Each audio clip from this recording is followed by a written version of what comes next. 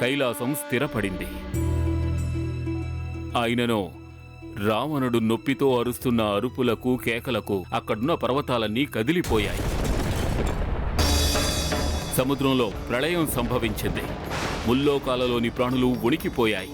ఇంద్రాది దేవతలు సైతం విచలితులయ్యారు. రావణుడు మన ఆరాధ్య దైవం మహాదేవుని కాలి బొటని వేలి యొక్క చిన్న ఒత్తిడిని కూడా తట్టుకోలేకపోయాడు. నంది ద్వారా ఇవ్వబడిన శాపంతో రావణుడు తాను చేసిన దానికి శిక్ష లభించింది. రావణుడు ఉచ్చస్వరంలో ఆర్తనాదాలు గావించాడు. ఆ ఆర్తనాదాన్ని సంస్కృతంలో రోదన అని అంటారు. దానికర్థం ఏమిటంటే ఏడవడమా? సరిగ్గా వచించా. ఏడవడం, అరవడం, గింజుకోవడం.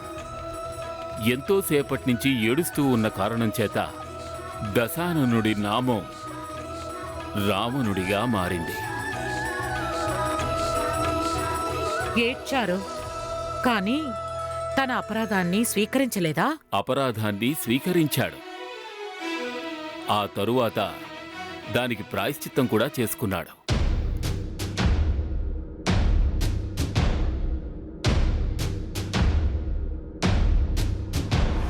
जटाटवी कलज्वल प्रवाह भावितस्थले कलेवलम्ब्य लम्बितां भुजङ्गतुङ्गमालिकां डमड्डमड्डमड्डमन्निनादमड्डवर्वयं चकार चण्डताण्डवं तनोतु नः शिवः शिवम् जटाकटाह संभ्रम भ्रमन्निलिम्प निर्झरी विलोल वीचि वल्लरी विराजमान मूर्धनि धगद्धगद्धगज्ज्वलल्ललाट पट्ट पावके किशोर चन्द्रशेखरे रतिः प्रतिक्षणं मम धराधरेन्द्र नन्दिनी विलास बन्धु बन्धुरः स्फुरद्दिगन्त सन्तति प्रमोदमान मानसे कृपा कटाक्ष धोरणी निरुक्त दुर्धरापदी क्वचित् दिगम्बरे मनो विनोदमेतु वस्तु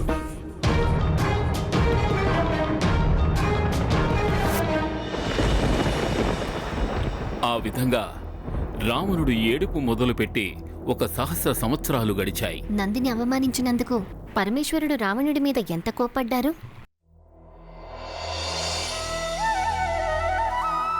ఆ భోళాశంకరుడు అమాయకులైన భక్తుల యొక్క రోదనని బాధను ఎంతమాత్రమూ సహించలేరు. మరి దీనానాథుడు భోళాశంకరుడి కోపం ఎలా శాంతమైంది ప్రాణనాథ? పరమేశ్వరులు ఎప్పుడైనా శాశ్వతంగా ఎవరి మీదైనా ఆగ్రహితులవుతారా? మన పరమేశ్వరులు జగత్పిత కదా. ఏ ప్రాణి పట్ల కూడా వారు నిష్ఠూరంగా ఉండలేరు.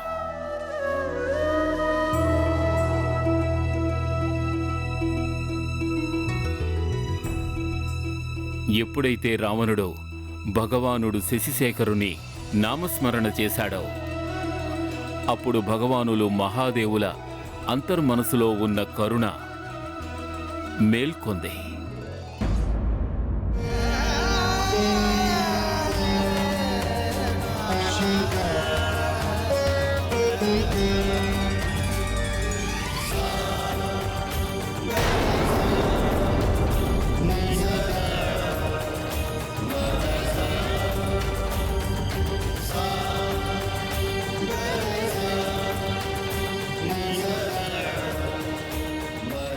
ఓం నమః శివాయ.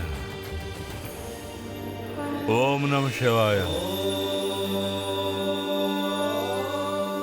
ఓ నమః శివాయ. లేదా సానన్న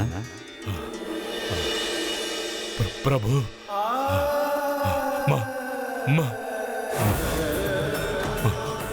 మా దేవా.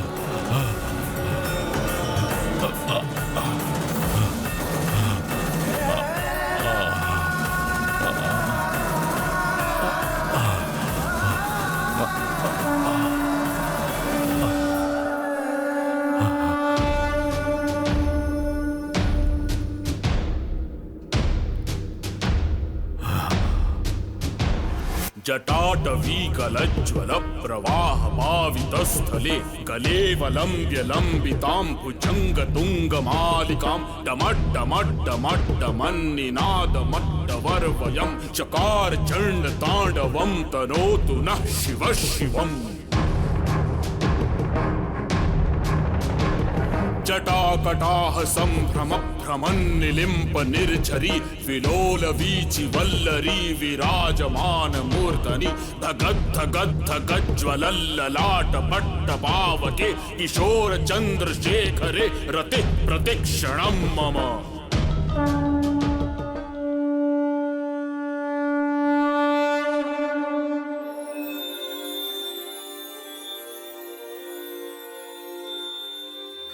నేను నీ స్తుతికి ప్రసన్నుడనయ్యాను దశానన.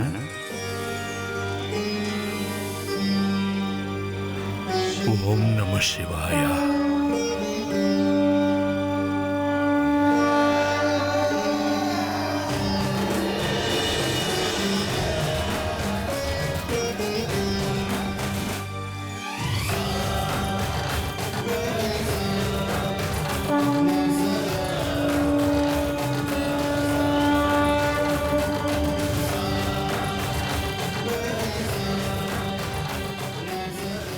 ఇది చంద్రహాసం.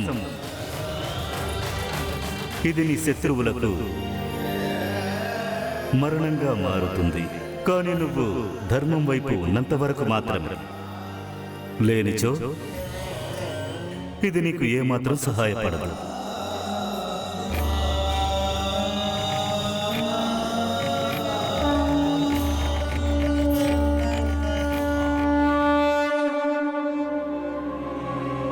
ఓం నమః శివాయ.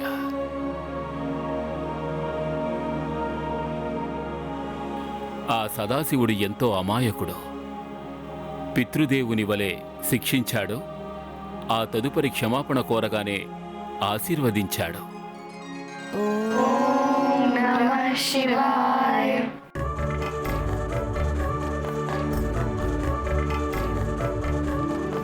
పర్వతానికి సంబంధించి ఎంతో ప్రసిద్ధి చెందిన కథ. మన సంకటమోచన హనుమంతునికి కూడా ఉంది. కానీ రెండిటికి ఎంతో తేడా ఉంది. రాముని యొక్క ఉద్దేశం కేవలం తనలో ఉన్న అహంకారాన్ని ప్రదర్శించడమే.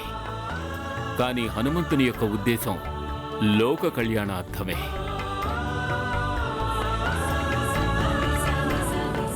మనసులో ప్రశ్న తలెత్తింది ప్రాణవల్లభ. అవశ్యం అడగండి దేవి. పుత్రుడు రావణుడిలాగా తప్పుదోవ పడితే తనని శిక్షించి దారిలోకి తీసుకురావచ్చు, మహాదేవులు చేసినట్టు.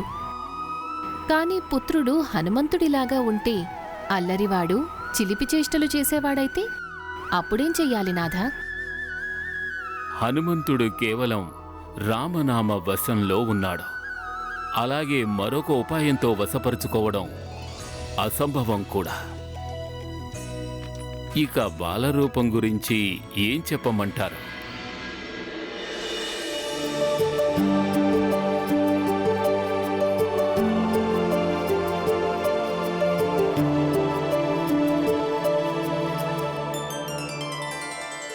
ఇప్పుడు మా కేసరి నందనుడు తండ్రి ఒడిలోకి వెళ్ళాలట.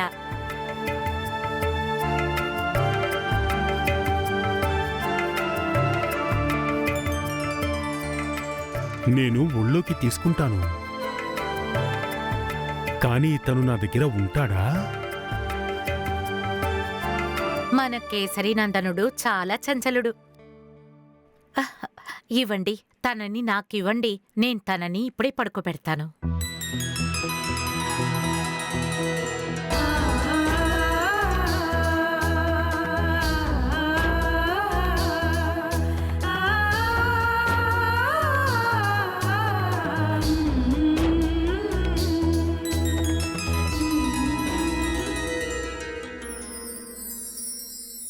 మీరు నిద్రపోండి. మరి నువ్వు?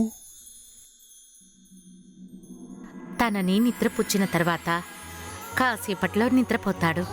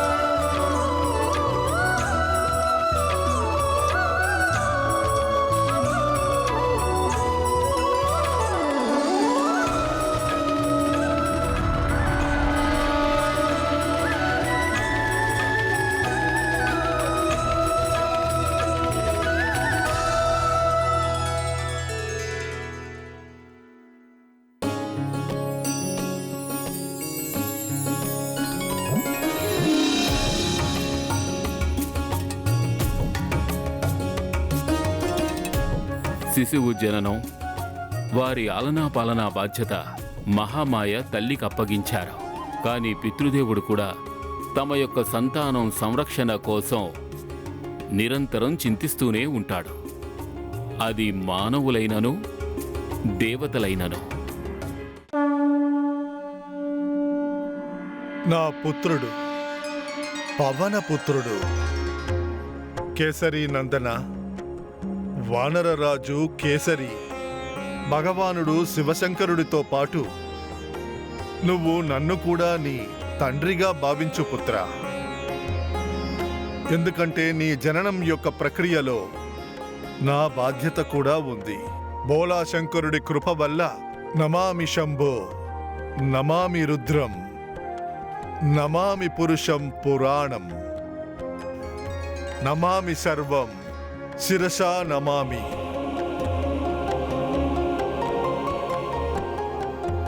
నీ ఈ చంచలత్వం ఏదైతే ఉందో అది కూడా నా గుణమే.